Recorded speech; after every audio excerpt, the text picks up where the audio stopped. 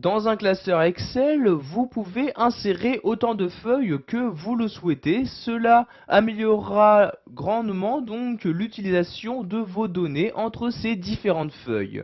Donc sachez que par défaut, dès que vous créez un nouveau document sous Excel, celui-ci crée donc trois feuilles. Donc feuilles, vous pouvez naviguer entre elles en vous rendant en bas à gauche de votre écran.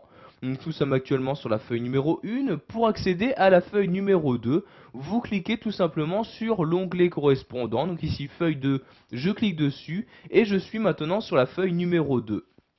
De même pour la feuille numéro 3, je clique ici sur feuille 3 et j'accède maintenant à la troisième feuille de mon classeur. Donc si vous n'avez plus assez de feuilles dans votre classeur, vous pouvez en créer une nouvelle en cliquant tout simplement sur ce bouton là. Vous voyez, je clique dessus et maintenant feuille 4 apparaît. Pour en créer une nouvelle, je reclique dessus et voyez, donc de cette manière, je peux créer très simplement donc des nouvelles feuilles pour les insérer donc dans mon classeur. Vous pouvez bien évidemment supprimer ces feuilles en faisant un clic droit dessus et en cliquant ici sur supprimer comme ceci.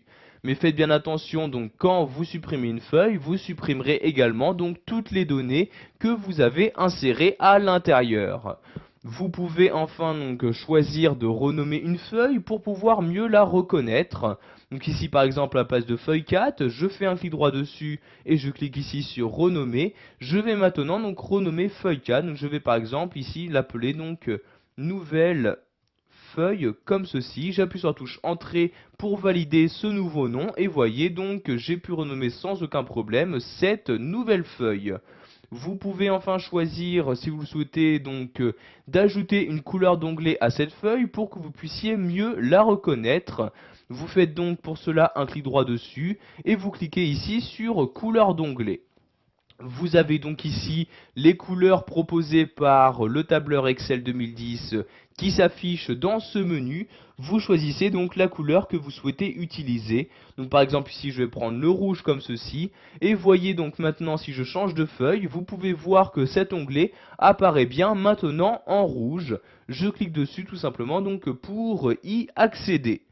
Nous allons maintenant voir que vous pouvez déplacer très rapidement une feuille, que ce soit pour la déplacer donc dans un même classeur ou pour la changer de classeur. Donc tout d'abord, pour déplacer une feuille dans un même classeur, vous n'avez juste qu'à cliquer dessus et en maintenant le clic de votre souris, vous la déplacez. Donc ici, je vais par exemple la mettre en première position ici. Je lâche le clic de ma souris et voyez donc maintenant cette nouvelle feuille apparaît bien en première position. Je vais maintenant choisir de la déplacer dans un autre classeur. Pour ce faire, je fais un clic droit dessus et je clique ici sur déplacer ou copier.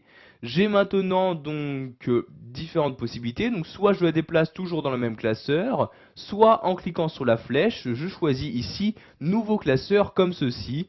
Donc je vais maintenant choisir donc soit de créer une copie donc de cette feuille, donc c'est-à-dire dupliquer la feuille, soit tout simplement la déplacer, c'est-à-dire que cette nouvelle feuille n'apparaîtra plus maintenant dans ce document.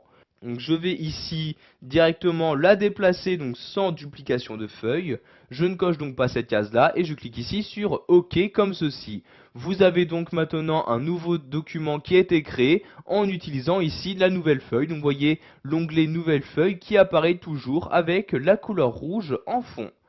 Voilà, vous savez maintenant comment gérer les feuilles présentes dans vos classeurs Excel 2010.